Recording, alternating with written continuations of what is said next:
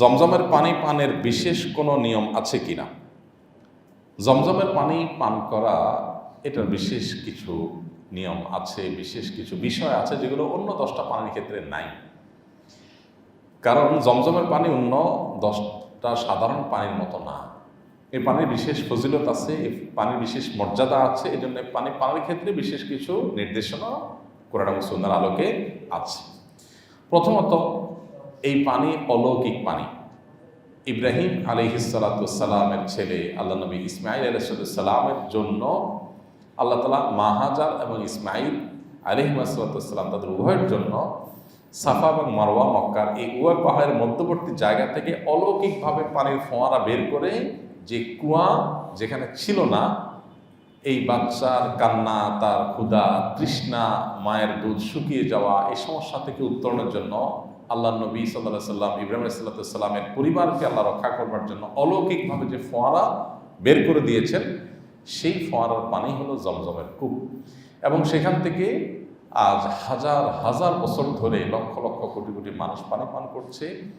সে পানি এখনও না ফুরাচ্ছে এবং তার স্বাদটা পৃথিবীর কোনো পানির সাথে মিলে না, সম্পূর্ণ ভিন্নতর। যারা পান করেছেন তারা জানেন এই পানি বিশেষ ফজিলত এবং মর্যাদা দিনের আলোর মতো পরিষ্কার। এই পানি সম্পর্কে নবী করিম সাল্লাল্লাহু আলাইহি সাল্লামের একটা হাদিস রয়েছে। তিনি বলেছেন, মা ও জমজমা তুআমু তুমিন ওয়া শিফা ও সুকমিন। অর্থাৎ জমজমের পানি এটা পানি হিসেবে পানীয়ের কাজ যেমন দেয়, খাদ্যের কাজও দেয়। অর্থাৎ এটা পান করলে তৃষ্ণা যেরকম নিবারণ হয়, কিছুটা খাদ্য এর কাজ দেয়, ক্ষুধাও নিবারণ হয়। এখন আপনি বলতে পারেন, তাহলে তো সব বাদ দিয়ে জমজম পানি খাওয়া উচিত। জমজমের পানি ওইটার কাজ দেয় মানে এই না যে আপনার অন্যান্য খাদ্য শরীরের জন্য প্রয়োজন না, এই কথা বলা হয়েছে। তার মানে ক্ষুধা নিবারণের কাজ বা ভূমিকা এই পানিতে আছে। যার কারণে যারা মক্কাতে যান, মদিনায় যান, তারা জানেন সারাদিন রোজা রেখেও যদি 1-2টা খেজুর খান আর 2-4-5-7 গ্লাস জমজম পানি খান, প্রায় একবেলা খাওয়ার মতোই এনার্জি শরীরের মধ্যে চলে আসে। যাই হোক, এটাই নানা গবেষণাও আছে। আর জমজমের পানি সম্পর্কে নবী সাল্লাল্লাহু আলাইহি ওয়াসাল্লাম হাদিসের বড় অংশ হলো, এটা অসুস্থ এবং দুরারোগ্য ব্যাধিতে বা যে কোনো রোগে আক্রান্ত মানুষের জন্য শেফা আল্লাহ তাআলা পানিতে রেখেছেন, আরোগ্য লাভের উপাদান রেখেছেন। এই জন্য নবী করিম সাল্লাল্লাহু আলাইহি ওয়াসাল্লাম আমাদেরকে ঔষধ গ্রহণ করতে বলেছেন। তাদাওয়াও, তিনি বলেছেন অসুস্থ হলে তোমরা ঔষধ গ্রহণ করো। এর পাশাপাশি আল্লাহ সুবহানাহু ওয়া তাআলার ইহসান এবং অনুগ্রহ এবং রহমতের আশায় দোয়া যেরকম আমরা করি, জমজমের পানিটাও আরোগ্য লাভের আশায় আমরা পান করতে পারি। আল্লাহ তাআলা এর মাধ্যমে আরোগ্য দান করে থাকেন। তাহলে জমজমের পানির বিশেষ কিছু ফজিলত এবং মর্যাদা আছে। এই জন্য পানের ক্ষেত্রেও বিশেষ কিছু সুন্নাহ বা আদব আছে।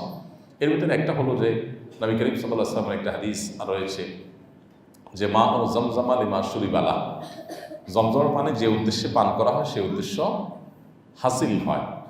এই জন্য জমজমের পানি পান করার সময় কোনো একটা দোয়া করে আল্লাহর কাছে কিছু একটা চেয়ে তারপরে সে আশায় পানি পান করা, যে আল্লাহ এই পানির মাধ্যমে তুমি আমাকে এই জিনিসটা দাও, যে পানি পান করছি এটা আমি একটা দোয়া কবুল হয়, এই দোয়া আল্লাহ তাআলার কাছে পেশ করে মনে মনে, তারপরে মনে হোক মুখে হোক এই দোয়া পেশ করে তারপর আমরা এই পানি পান করবো। এটা একটা আদব। আব্দুল্লাহ ইবনে আব্বাস রাদিয়াল্লাহু তাআলা আনহুর একটি দোয়া আছে বর্ণিত, তিনি জমজম পানি পান করার সময় পড়তেন, আল্লাহুম্মা ইন্নী আসআলুকা ইলমান নাফিআ ওয়া রিজকান ওয়াসিআ ওয়া শিফাআন মিন কুল্লি দা। আল্লাহ, তোমার কাছে আমি এই জমজম পানি পান করছি, এর মাধ্যমে উপকারী ইলম চাই, যে জ্ঞান আমাকে উপকার দিবে, আমার কল্যাণ বয়ে আনবে, যে জ্ঞানের আমি আমল করবো, অন্যের উপকার সাধন করতে পারবো, এবং প্রশস্ত রিজিক, যে রিজিকের মধ্যে কোনো সংকীর্ণতা অভাব থাকবে না, সেরকম রিজিক চাই। ওয়াশিফা মিন কুল্লি দা, এবং যত রোগ হতে পারে সকল রোগ থেকে তোমার কাছে আমি আরোগ্য চাই। এই নিয়ত করে, সে আশা করে তারপরে পানি পান করলে এটি সাহাবীর একটি সুন্নতের উপর আমল হবে। তাহলে জমজম পানি পান করা বিশেষ কোনো নেক নিয়ত নিয়ে পান করা যেতে পারে, দুরারোগ্য ব্যাধি থেকে মুক্তি, অন্যান্য কল্যাণ কামনা করে তারপরে পান করা যেতে পারে। এই বিষয়টি জমজমের পানির জন্য স্পেশাল। এটা এই পানির স্পেশালিটি, এই পানিটাতে পান করা যেতে পারে, আমরা করতে পারি। এতে ইনশাআল্লাহ সুন্নাহর উপর আমল হবে। তবে অনেকে মনে করেন জমজমের পানি দাঁড়ায়া পান করতে হয়। দাঁড়ায় পান করতে হয় এমন কোনো কথা নেই। তবে নবী করিম সাল্লাল্লাহু আলাইহি ওয়াসাল্লাম জমজম পানি দাঁড়িয়ে একবার পান করেছেন বলে হাদিস থেকে পাওয়া যায়। আবার অন্য হাদিসে আছে তিনি দাঁড়িয়ে এবং বসে দুই উভয় অবস্থাতেই জমজম পানি পান করেছেন। তো দাঁড়িয়ে যে পান করেছেন জমজম পানি, সেটার সম্পর্কে বেশিরভাগ মুহাদ্দিসদের বিশ্লেষণ হলো এটি বিশেষ পরিস্থিতির কারণে প্রয়োজনে তিনি করেছেন, অথবা দাঁড়িয়ে প্রয়োজনে পানি পান করলে সেটা হারাম হবে না এটা বোঝানোর জন্য তিনি করেছেন। কোনো কোনো ক্ষেত্রে নবী সাল্লাল্লাহু আলাইহি ওয়াসাল্লাম এরকম জায়েজ বোঝানোর জন্য কোনো আমল করে থাকেন, এটা সেরকম একটি কারণ। সাধারণ অবস্থাতে দাঁড়িয়ে পানি পান করার পরে নবী সাল্লাল্লাহু আলাইহি ওয়াসাল্লাম খুব কঠোরভাবে নিষেধাজ্ঞা আরোপ করেছেন, দাঁড়িয়ে যেন কেউ পানি পান না করে। এমনকি কেউ যদি কোনো কারণ ছাড়া, যৌক্তিক কারণ ছাড়া, কোনো বাধ্য হওয়া ছাড়া দাঁড়িয়ে পানি পান করে সে যেন বমি করে ফেলে, সে হাদিসও কিন্তু রয়েছে সহিহ মুসলিমে। এই জন্য দাঁড়িয়ে পানি পান করার পরে নবী সাল্লাল্লাহু আলাইহি ওয়াসাল্লাম পরিষ্কার নিষেধাজ্ঞা আছে, পানি পান করতে হবে বসে। আমাদের স্বাস্থ্যের জন্য এটা উপযোগী না, যে কোনো মুহূর্তে একটা দুর্ঘটনা হতে পারে দাঁড়িয়ে পানি পান করলে। বসে শান্তশিষ্টভাবে স্বাভাবিকভাবে পানি পান করার পরে হাদিসে নির্দেশনা রয়েছে। এই জন্য জমজমের ক্ষেত্রে তার ব্যতিক্রম না। তবে যেহেতু নবী সাল্লাল্লাহু আলাইহি ওয়াসাল্লাম জমজম দাঁড়িয়ে পান করেছেন বলে প্রমাণিত হয়েছে এবং মুহাদ্দিসরা বলেছেন এটা বিশেষ কারণে, অতএব বিশেষ কোনো প্রয়োজন হলে দাঁড়িয়ে পান করা জায়েজ আছে, কিন্তু সাধারণ অবস্থাতে বসে পান করাটাই হলো পানি পানের আদব। তাছাড়া নবী করিম সাল্লাল্লাহু আলাইহি ওয়াসাল্লাম বা সাহাবা ইকরাম কেউ বসা অবস্থায় জমজমের পানি কেউ দিছে আর তিনি সেই গ্লাস নিয়ে দাঁড়ায় গেছেন পান করার জন্য, এরকমটি কোথাও পাওয়া যায় না। অতএব জমজম পানি পান করার জন্য দাঁড়ায় যেতে হবে, দাঁড়ায় পান করতে হবে, এটা সঠিক কথা না। আমাদের দেশে অনেককে জমজম পানি দিলে তিনি ওই গ্লাস নিয়ে বসা অবস্থায় থাকলে সেখান থেকে দাঁড়ায় যান, দাঁড়ায় গিয়ে পান করেন, তো এটা কোনো প্রয়োজন নেই। হজ ফেরত লোকদের নাকি 40 দিন পর্যন্ত দোয়া কবুল হয়, এই কথাটা কি সঠিক? এই প্রশ্ন উত্তরের আগে আমরা বারবার দিয়েছি। হজ থেকে ফিরে আসলে অনেকে মনে করেন যে হাজি সাহেবদের 40 দিন পর্যন্ত দোয়া কবুল হয়। এরকম কোনো কথা কোরআন অথবা হাদিস দ্বারা সাব্যস্ত হয়নি, প্রমাণিত নয়।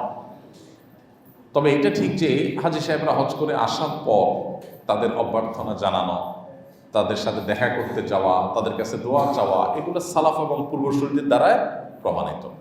স্বয়ং নবী করিম সাল্লাল্লাহু আলাইহি ওয়াসাল্লাম যখন হজ করে ফিরে এসেছেন, তখন কিছু সাহাবী তাকে অভ্যর্থনা জানাতে এগিয়ে গিয়েছেন, তার সাথে সাক্ষাৎ করেছেন, তাকে ইস্তেকবাল করেছেন, অভ্যর্থনা জানিয়েছেন, ওয়েলকাম করেছেন। নবী সাল্লাল্লাহু আলাইহি ওয়াসাল্লাম সেটাকে ডিনাই করেন নাই। এখান থেকে বোঝা যায় যে হজ করে আসা মানুষ নিষ্পাপত্য অর্জন করে হজ্জে মাবরুর করে এসেছেন, এই সুধারণা বশত তার সাথে দেখা করতে যাওয়া, একজন নেকামলকারী মানুষ এসেছেন, নেকামল করে এসেছেন, অনেক নেকামল করে আসার সুযোগ হয়েছে, সে মানুষের সাথে সাক্ষাৎ করা, তার কাছে দোয়া নেওয়া এবং ইস্তেকবাল করা, এগুলো আমাদের সালাফ এবং পূর্বসূরি বলা স্বয়ং নবী করিম সাল্লাল্লাহু আলাইহি ওয়াসাল্লামের আমল দ্বারা প্রমাণিত।